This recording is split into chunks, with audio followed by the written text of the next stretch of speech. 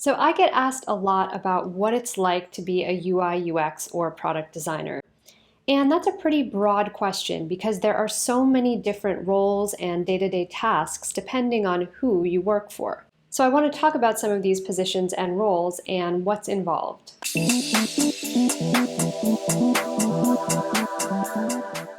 Hi designers, I'm Elizabeth from DesignerUp, helping you level up your product design skills. So who do you want to work for?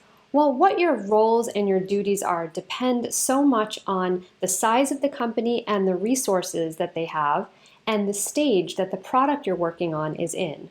And from teaching design to hundreds of students over the years, I can tell you that it boils down to three main considerations: your personality, your location, and what you want your day-to-day life to be like. So imagine that you are the pink dot and the yellow border is the company you're working for. For small companies and startups, you're in the middle of a small organization that is surrounding and supporting you. Smaller companies often have newer untested products. They may be just developing or designing an MVP, maybe going for funding. These are early days, early stage companies. They often prefer hybrid UI, UX, or product designers, someone who can move fast, do research, and take them through all of the phases of design thinking. And that's because they often have less resources and are on tighter budgets. They're a little more scrappy. So a jack of all trades can sometimes be more desirable at this stage than needing to hire 5 people to do the job. You also may be working on a smaller team. With larger or well-funded companies, you're usually dealing with more mature products. They often have more resources, so there's more income stability, job security, and benefits for you. You may be working on the same thing for a long period of time and really diving into it. So it often requires more expertise into certain disciplines, and they tend to hire more specialists rather than generalists. You'll probably be working in a larger department and more than likely have a set clock-in, clock-out schedule. Working for yourself, freelance, or your own agency. This means that you're in the middle and you have all of these different projects and clients orbiting around you.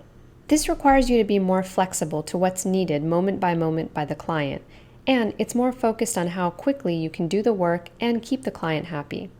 You also need to be able to know how to pitch and how to close the deal. There's much more variety of work, and you get to really pick the projects and clients that interest you. So as opposed to company work where you're working on one product for a long time, you may get to work on a number of different things over time. You have a lot of room to craft your work-life balance the way you want it, because they're not set by anyone but yourself. However, it also requires you to be very proactive and self-motivated to find clients and avoid dry spells. There are a lot of administrative tasks involved in setting up and running your business, like creating estimates, contracts, accounting, etc. And while there's less job security than traditional company employment, there's also more personal freedom and diverse opportunities to grow your income in different ways. If you want to create a product and run something of your own as an entrepreneur, then you are the company with a lot of different moving pieces inside of it. You'll need to focus on all aspects of product design, UI, UX, and business. You need to be extremely driven and self-motivated to keep going, and be passionate about what you're creating. There are a lot of fires to put out, problems to solve, and big and small decisions to make when you're building your own product, and so you'll have to enjoy that high-stakes environment. Eventually, you'll want to hire people to help you grow, so you'll also need strong leadership skills. This path definitely tends to be for the more risk-tolerant, but in the end, you are rewarded with ownership of the entire product. Now, within the realm of any of these positions, you might have the choice to work remotely or in person. Working remotely gives you the most work-life balance. But you have to be organized, self-directed, and take initiative because you're your best friend and your worst enemy. You'll need to be able to manage your time efficiently. And you'll need a really strong portfolio, online presence, and job application skills. Working in person. You'll have more structured hours, job security and benefits. It also requires you to master soft skills like people skills, team collaboration, and team dynamics.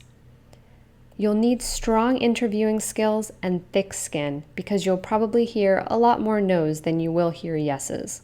So that in a nutshell is the landscape of who you can work for in UI, UX, and product design. And if you want to learn how to master all of the hard and soft skills of UI, UX, and product design, come check out our master course at DesignerUp.co. And hopefully after this video, you feel like you can more clearly identify with one of them and make a more informed decision about who you want to work for and your career path. So how many of you feel like you kind of know what kind of position or company that you want to work for? Let me know in the comments. Do you feel more like a freelancer or someone who wants to work for a startup or a big company? Based on your answers, I'll make another video that kind of dives into how you can go after that dream job. Thanks again for watching, and until then, good luck designing, and I'll see you again soon.